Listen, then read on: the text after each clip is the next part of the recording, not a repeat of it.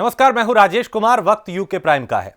काशीपुर में हर साल होने वाली प्रसिद्ध रामलीला के आयोजन पर इस बार कोरोना का साया मंडराता हुआ दिखाई दे रहा है। आलम यह है कि कोरोना के चलते रामलीला के मंचन की तैयारी भी नहीं हो पाई। रामलीला कमेटी के पदाधिकारियों की माने तो उन्हें प्रशासन की गाइडलाइन का इंतजार है। दरअसल काशीपुर में पर्वतीय रामलीला, पंजाबी रामलीला और पायते वाली रामलीला का आयोजन होता है, जिसमें रामनगर रोड पर स्थित रामलीला मैदान में काशीपुर की सबसे पुरानी पायते वाली रामलीला सबसे पुरानी है, लेकिन इस बार की रामलीला का मंचन अभी अधर में लटका हुआ है।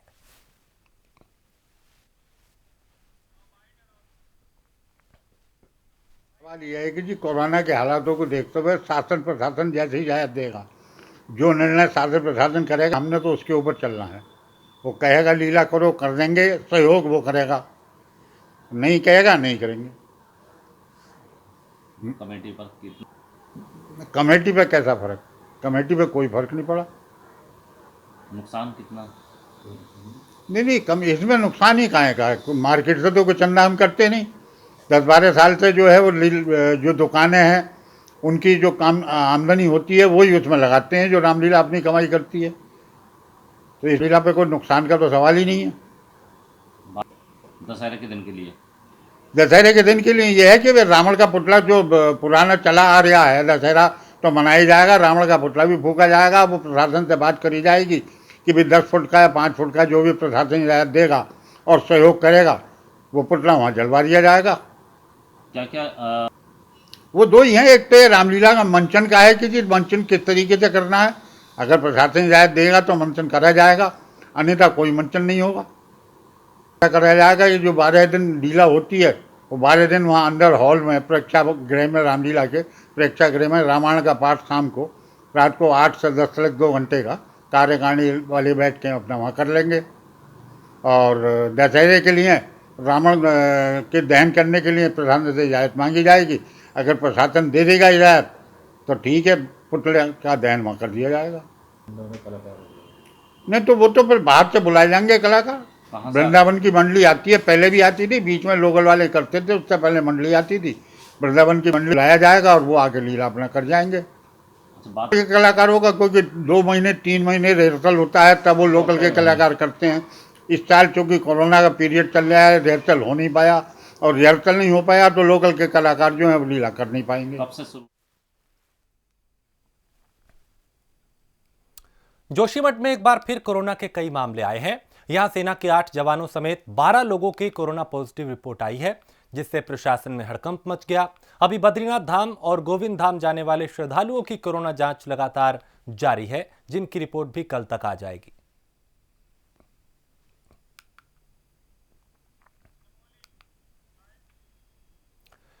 चमोली के श्रीदेव सुमन विश्वविद्यालय परिसर गोपेश्वर में ग्रेजुएशन और पोस्ट ग्रेजुएशन के अंतिम वर्ष की परीक्षाएं शुरू हो गई हैं। परिसर विद्यालय के प्राचार्य प्रोफेसर आर.के. गुप्ता ने बताया कि कोरोना के चलते यूजीसी और भारत सरकार के जरिए जारी दिशा निर्देश का पालन किया जा रहा है और 3 पालियों में बहुविकल्पीय प्रश्नों पर आधारित परीक्षा शांतिपूर्वक तरीके से शुरू हो गई है।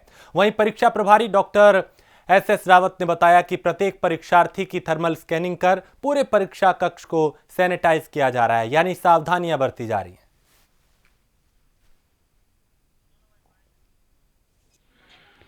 कॉलेज प्रशासन द्वारा परीक्षाओं के सफल संचालन हेतु जो उत्तराखंड सरकार की और स्वास्थ्य मंत्रालय की जो गाइडलाइंस हैं, उन गाइडलाइंस के मुताबिक सभी प्रक्रियाओं का पालन किया जा रहा है। परीक्षा से शुरू होने से पहले और परीक्षा समाप्त होने के पश्चात सैनिटाइज किया जाता है। हमें थोड़ा सोचना पड़ेगा कि जो हमने बिना मास्क के किसी को प्रवेश नहीं दिया जाता। उसके साथ साथ प्रॉपर सैनिटाइजर भी रखे रहते हैं और थर्मल स्क्रीनिंग के द्वारा टेम्परेचर नाप कर ही विद्यार्थियों को परीक्षा हॉल में प्रवेश दिया जा रहा है।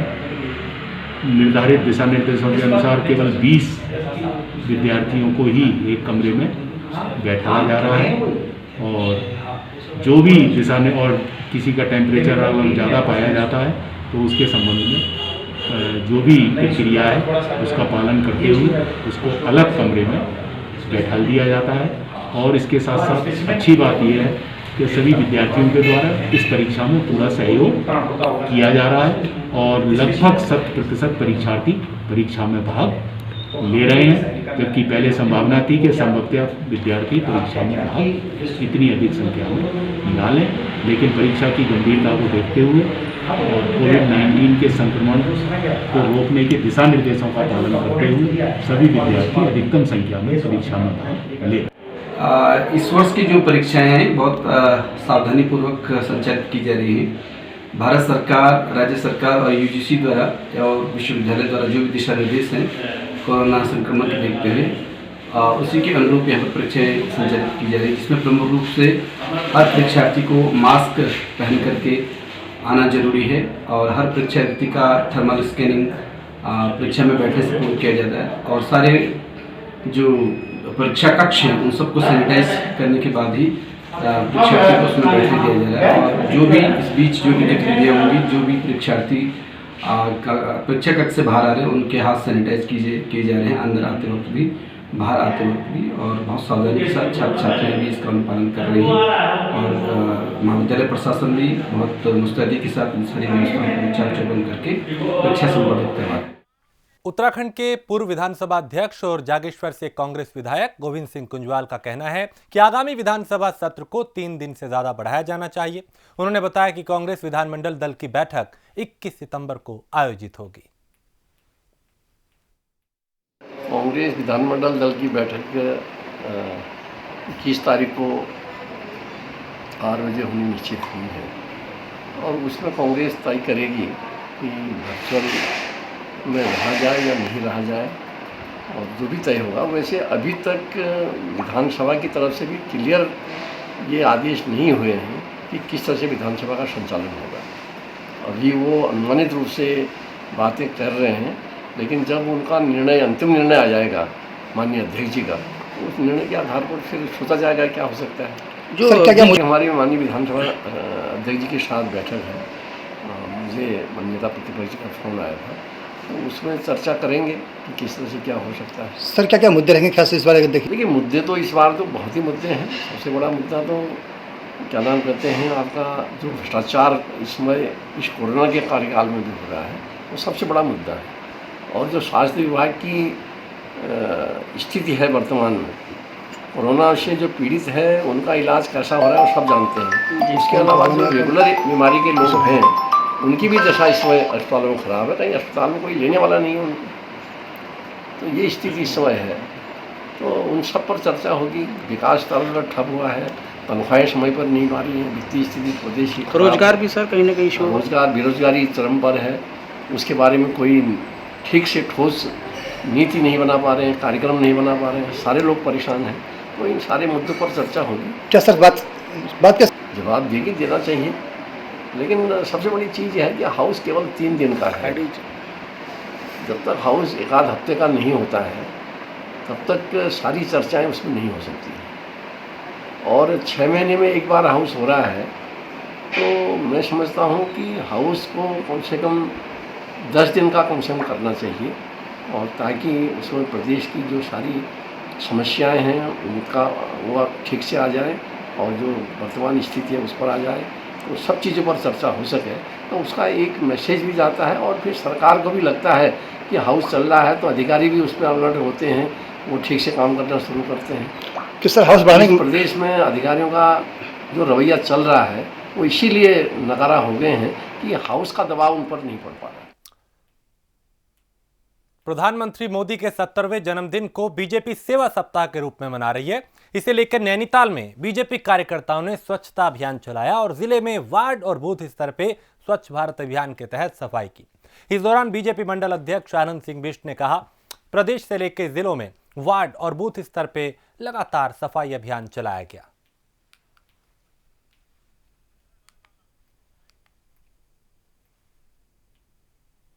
डोईवाला के बीजेपी के वरिष्ठ नेता परमिंदर सिंह बाबू को त्रिवेंद्र सरकार में अल्पसंख्यक आयोग का सदस्य बनाया गया है, जिसे लेकर इलाके में सम्मान समारोह आयोजित किया गया, जहां बीजेपी नेताओं और कार्यकर्ताओं ने सीएम रावत और बीजेपी संगठन का आभार व्यक्त किया।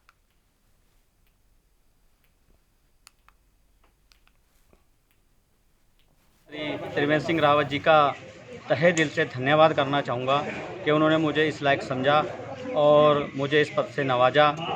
और हमारी जिम्मेदारी अब और भी बढ़ गई है, क्योंकि जिस आशय से माननीय मुख्यमंत्री जी ने हमें अल्पसंख्यक आयोग उत्तराखंड में पद दिया है सदस्य का, तो हमारी जिम्मेदारी और भी बढ़ गई है। और जो भी विकास के कार्य होंगे हम और बढ़ चढ़ कर इस कार्य को करेंगे। इसमें माननीय मुख्यमंत्री त्रिवेंद्र सिंह रावत जी का मैं तहे दिल से धन्यवाद करना चाहूँ।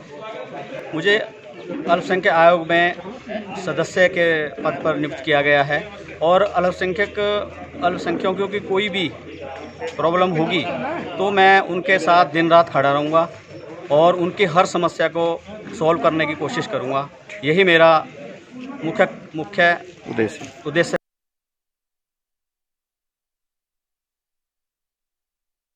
तो प्रधानमंत्री के जन्मदिवस के उपलक्ष्य में बीजेपी कार्यकर्ताओं ने मसूरी में स्वच्छता अभियान चलाया और लोगों को स्वच्छता के प्रति जागरूक किया। मसूरी के बीजेपी मंडल अध्यक्ष मोहन पेटवाल ने कहा, स्वच्छता प्रधानमंत्री मोदी की प्राथमिकता में है और सेवा सप्ताह के तहत ऐसा कार्य किया जाना पर्यावरण संरक्षण और सामाजिक हित में जुड़ा हुआ है। पंडित दीनदयाल जी की और महात्मा गांधी जी की जयंती के शुभ अवसर पर यहाँ पर पूरे सप्ताह जो है यहाँ पर कार्यक्रम है और आज तीसरा दिन है। और आज का दिन जो प्रदेश अध्यक्ष जो हमें निर्देश हुआ है वह स्वच्छता अभियान और सिंगल यूज की प्लास्टिक है उसको साफ करने का है। और पूरे जितने हमारे शक्ति केंद्र हैं सभी शक्ति केंद्रों पे इस तरह के आज कार्यक्रम हो रहे हैं और कहीं ना कहीं लोगों को जागरूक किया जा रहा है और जहाँ पर भी हो सकता है वो सफाई की जाए। 30 तारीख तक के कार्यक्रम है और कल भी जो है सिविल हॉस्पिटल में वहाँ पर जो पेशेंट होंगे उनको मल वितरित किए जाएंगे। वहाँ पर माननीय प्रधानमंत्री मोदी जी के जन्मदिन के शुभ अवसर पर वहाँ पर जो आईसीयू है वो माननीय विधायक गणेश जी द्वारा शिलान्यास किया जाएगा। और निरंतर इसी तरह से 20 तारीख तक के कार्यक्रम है। 25 तारीख को जो है पंडित दीनदयाल की जयंती है, उनकी जयंती के शुभ अवसर पर वहाँ पे जो है कार्यक्रम किया जाएगा। इसी तरह महात्मा गांधी जी की जयंती के शुभ अवसर पर भी वहाँ पर कार्यक्रम किए जाएंगे। इस तरह से जो है पार्टी से जो निर्देश मिले उनको लगातार जो है मंडल स्तर पर उनको जो है क्रियान्वयन किया जा रहा है। देहरादून में बढ़ती महंगाई के विरोध में सैकड़ों कांग्रेस कार्यकर्ताओं ने सरकार के खिलाफ प्रदर्शन किया। प्रदर्शनकारियों ने राज्य सरकार का पुतला दहन कर सब्जियों और फलों के बढ़ते दाम पर सरकार के खिलाफ नारेबाजी की।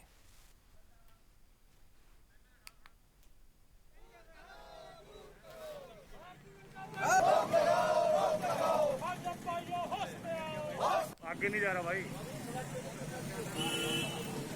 सत्ता में जब आई थी उसने वादा किया था कि हम महंगाई के ऊपर रोक लगाएंगे, लेकिन पिछले 4 साल होने वाले उत्तराखंड राज्य में और 6 साल से ऊपर हो गया है केंद्र के अंदर बैठे हुए, लेकिन महंगाई लगातार बढ़ती चली जा रही है। और अब तो आम जनमानस से और गरीब आदमी से जो आलू और प्याज था ये भी दूर होता चला जा रहा है।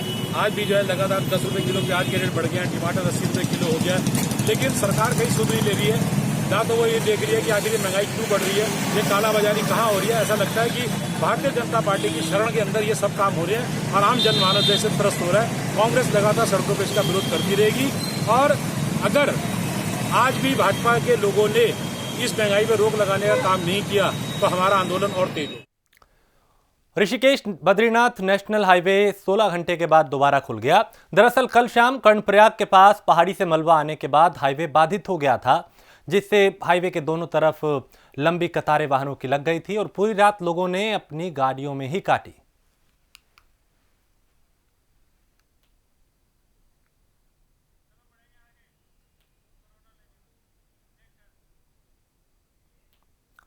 उत्तराखंड में कोरोना के बढ़ते मामलों पर सियासत तेज हो गई है। कांग्रेस ने जल्द स्वास्थ्य सेवाओं में सुधार न होने पर आंदोलन की चेतावनी दी।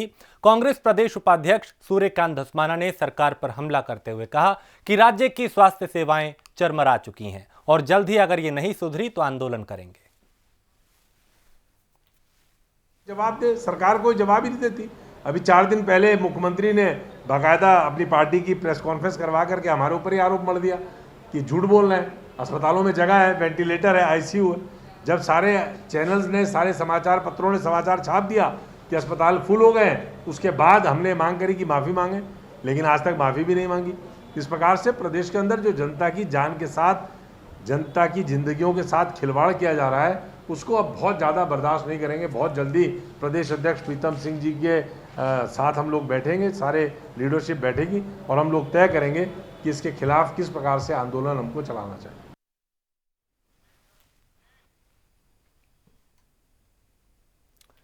जोशीमठ के कल्पघाटी उर्गम में दबंगों में कानून का खौफ नजर नहीं आ रहा, जहां दबंगों ने महिला प्रधान को जान से मारने की धमकी दी, जिसे लेकर ग्राम प्रधान ने दिल्ली के रहने वाले युवक पर अव्यवस्था फैलाने का आरोप लगाया और जिलाधिकारी को ज्ञापन सौंपकर आरोपी के खिलाफ कार्रवाई की मांग की।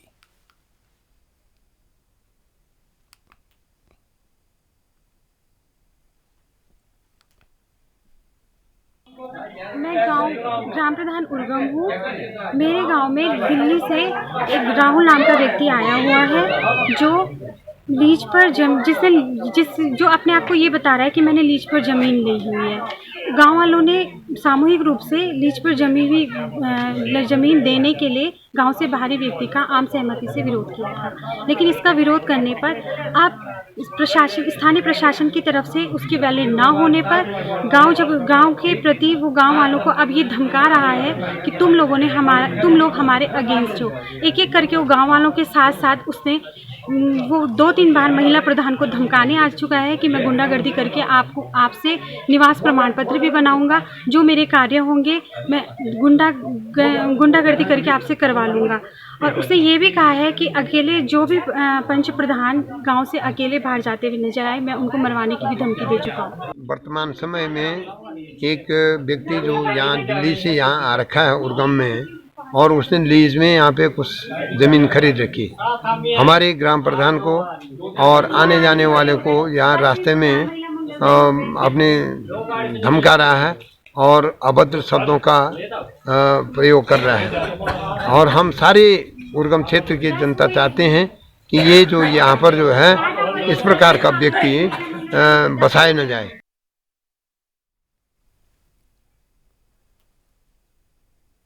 पौड़ी में पार्किंग व्यवस्था न होने से वाहन स्वामियों और आम जनता में काफी गुस्सा है। दरअसल ये कार्यालय पौड़ी कोटद्वार रोड से कुर्सीधार से ऊपर की ओर जाने वाली सड़क पर एक यू टर्न पर स्थित है। इसके नजदीक ही ट्रेजरी और चिटफंड कार्यालय भी स्थित है।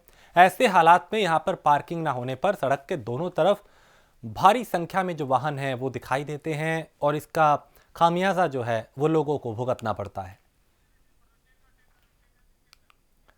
मंगलोर कोतवाली क्षेत्र में इंसानियत की हदें पार कर देने वाला मामला सामने आया है, जहां कोरोना संक्रमित महिला के साथ एम्बुलेंस ड्राइवर ने छेड़छाड़ कर दी। वहीं परिजनों की तहरीर पर पुलिस ने केस दर्ज कर आरोपी को गिरफ्तार कर लिया। और इसी के साथ इस बुलेटिन में इतना ही। देश प्रदेश की बाकी खबरों के लिए आप देखते रहिए प्राइम न्यूज।